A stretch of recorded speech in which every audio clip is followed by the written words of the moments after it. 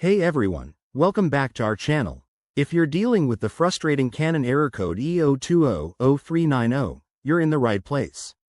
This error often pops up on Canon printers, especially models like the Image Class or Pixma series, and it's usually related to issues with the fuser unit or internal hardware. Don't panic.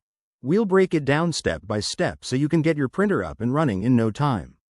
First, let's talk about what this error means. Error code E0200390 typically indicates a problem with the printer's fuser assembly, which is responsible for heating and fusing toner onto paper. It could signal overheating, a faulty thermistor, or even a jammed mechanism. Now, why does this happen? Common causes include prolonged use without proper maintenance, dust buildup inside the printer, or worn-out parts from age.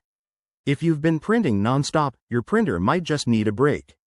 Other factors could be low-quality paper causing jams or even electrical issues.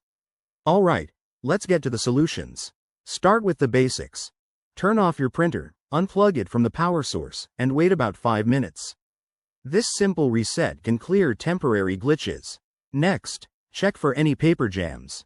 Open the printer carefully, remove any stuck paper, and make sure all trays are properly aligned. If that doesn't work, inspect the fuser unit. You'll need to refer to your printer's manual for access. Look for any visible damage or debris. For more advanced fixes, try updating your printer's firmware through Canon's official website. Download the latest drivers for your model and install them. If you're still seeing the error, it might be time to run a diagnostic test using the printer's control panel or software. In some cases, you'll need to replace the fuser unit, which is a job for a professional if you're not comfortable with it. Remember, always handle your printer with care to avoid electrostatic discharge.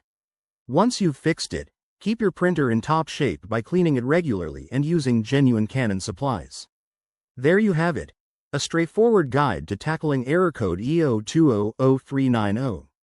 If this helped, give us a thumbs up and subscribe for more tech tips.